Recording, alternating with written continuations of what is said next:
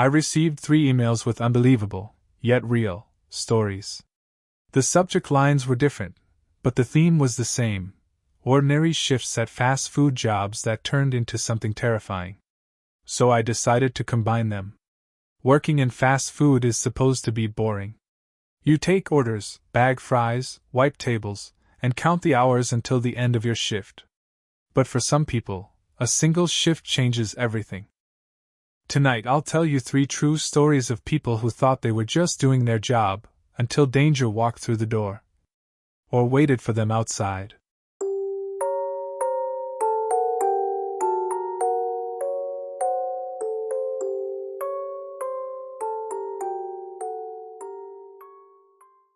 Murder at Westfield Diner. I still remember the sound. 3 sharp cracks, too loud for fireworks, too precise to be a car backfiring. And then, a scream that didn't sound human. It was supposed to be an ordinary lunch. Just last week, my family and I decided to stop at a small place in our town, Westfield Diner, a bright new restaurant that had only been open a few months. The kind of place where the smell of fresh coffee meets the hum of casual conversation. It was around noon, the sky spotless, sunlight bouncing off the chrome trim of parked cars. One of those safe, boring days when nothing feels urgent. We pulled into the lot and parked. As I stepped out of the car, I noticed him. A man in his mid-30s, sitting in a dark blue pickup with the driver's door hanging open like a loose jaw. A cigarette smoldered between his fingers. His gaze swept the lot in slow, deliberate arcs, not casual people watching, but measuring, cataloging. Predatory. Something in the way he didn't fidget, didn't check his phone, didn't even tap his cigarette made me uneasy. He just sat there, his eyes moving, his body still. Like he had all the time in the world. I told myself it was nothing. In our town, strange people sitting in cars aren't rare. I forced the thought away, followed my parents inside. We ordered and took a table by the window, a perfect view of the lot. The truck was still there. He was still smoking. Not eating. Not talking. Just waiting. It took a while for our food. Long enough to watch a shift change, fresh uniforms arriving, others leaving, their pace slow and unhurried. That in-between lull when the restaurant feels like it's holding its breath. And then, without warning, the breath snapped. 3 gunshots, each one a violent punch of sound that rattled the glass. My head whipped toward the door. A young woman in a crisp blue and white uniform staggered forward, her tray clattering onto the pavement. For a heartbeat she stood there, eyes wide as if trying to understand what had just happened. Then her legs buckled. She hit the ground hard, her body twisted, a red stain blooming and spreading across the pale concrete like ink in water. My mind stalled.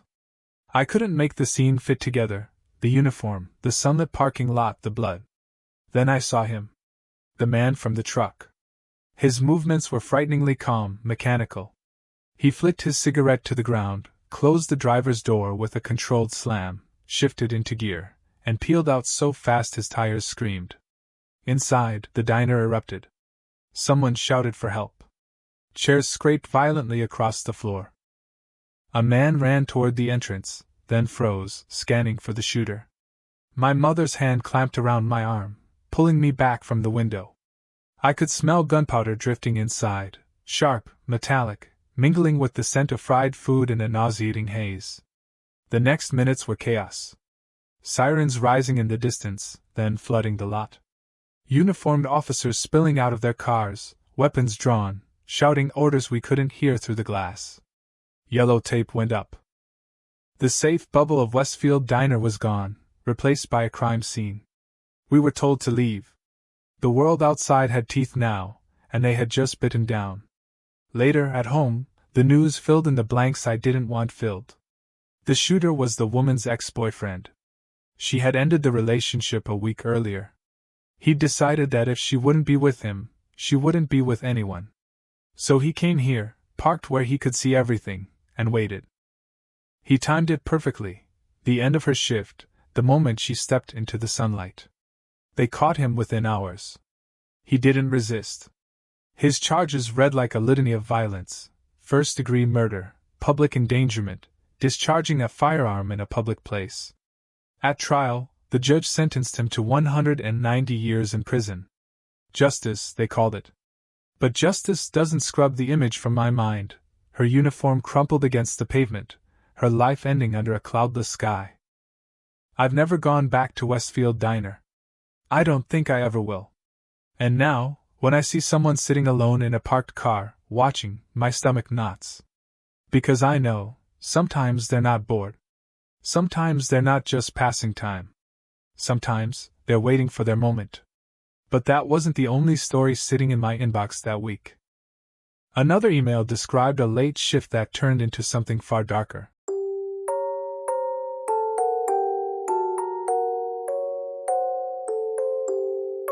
The finger in the dumpster. I thought working the late shift at Taco Bell would be boring. Most nights it was. You clean up, refill the sauces, throw out the trash, and try not to think too hard about the smell of fryer oil clinging to your clothes. That Friday night felt no different. The rush had died early, the store was quiet except for the soft hum of the refrigerators. I was in the back, tying up the trash bags for my usual trip to the dumpster. That's when I noticed it. Through the back door's narrow glass pane, at the far edge of the parking lot, sat a truck. Old. White. Rust chewing through the panels. One tail light patched with duct tape. It was parked where the light barely reached, half swallowed by shadow. It hadn't been there earlier. I told myself maybe someone left it overnight. Or maybe it was just another customer's car. Still, something about it felt wrong. The way it sat, too still, like it had been waiting. I grabbed 2 bags, one in each hand, pushed the door open, and stepped into the cool night air. The wind smelled of bleach, wet asphalt, and something else. Metallic. The lights above the lot flickered. I kept my eyes forward, heading for the dumpster. The truck was 20 feet away, its windshield dark, unreadable. I didn't look directly at it. I just lifted the lid and tossed in the first bag. It landed with a dull, wet thud. The second bag snagged on something inside. I leaned in to shake it loose, and froze. Near the corner, half hidden by a flattened soda box, was a finger. At first I thought it was a Halloween prank. Some fake prop someone threw out for a laugh. But then I saw the dirt under the nail, the chipped skin, the dried blood. The way the flesh was pale and soft in that way only real skin can be. My stomach dropped. I stumbled back, heart pounding so hard it hurt. I ran inside, shouting for my manager. She thought I was joking, until she followed me out. The second she saw it, the color drained from her face. No words. Just a step back, locking the door behind us, and a call to 911. The police came fast. Blue and red lights painted the wet pavement, crime scene tapes snapping in the wind. Officers leaned over the dumpster, flashlights sweeping. That's when I realized the truck was gone. No one saw it leave. No engine. No tires. Just gone. Later, we heard the truth. The finger belonged to a missing woman in her 40s. She'd once had a good life, but addiction had pulled her under. They found the rest of her in a lake 40 miles away. No suspects. No arrests. I kept working there for a while, pretending I was fine. But every time I took out the trash, I felt it, the weight of eyes from somewhere in the dark. And sometimes, in dreams, the dumpster was deeper than it should be, something breathing at the bottom. Eventually, I quit. But I still think about that woman. And about the truck. Because whoever was inside it is still out there.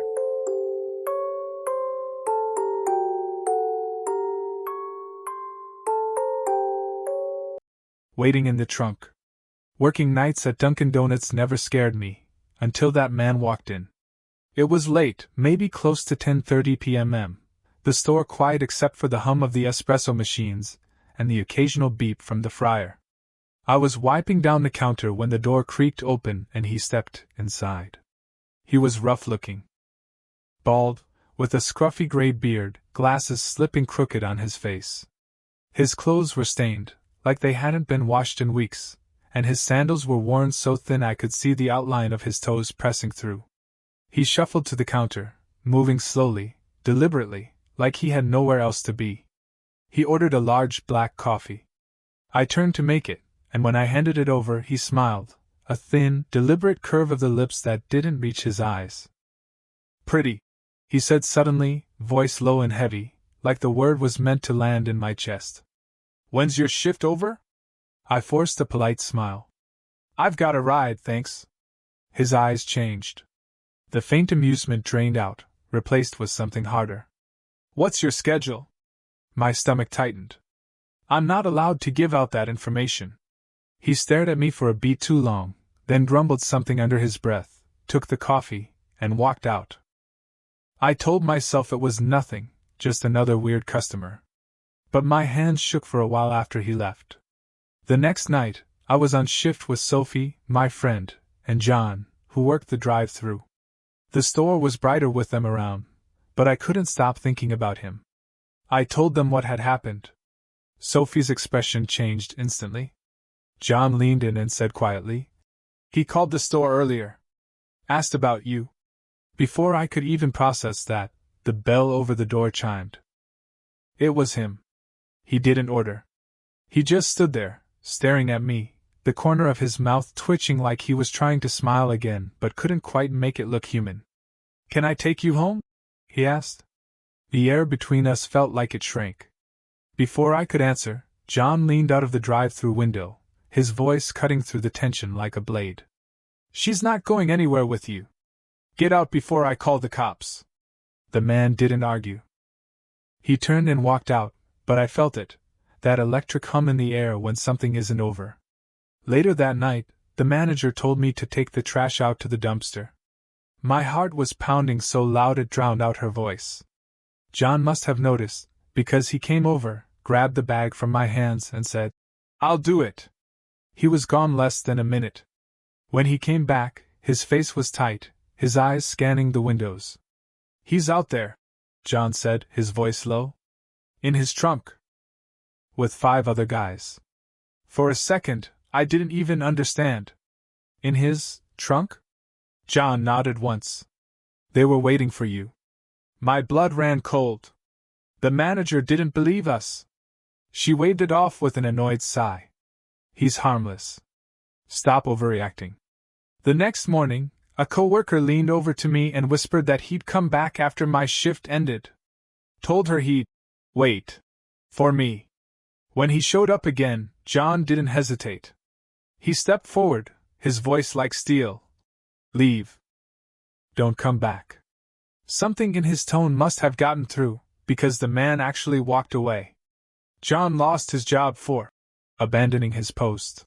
That night, Sophie and I quit soon after. Now the 3 of us live in the same apartment building and work at a quiet grocery store. Safe for now. But I still think about that trunk. About what would have happened if John hadn't taken out the trash that night. Because sometimes, the real danger isn't in the room with you. It's outside. In the dark. And it's already waiting.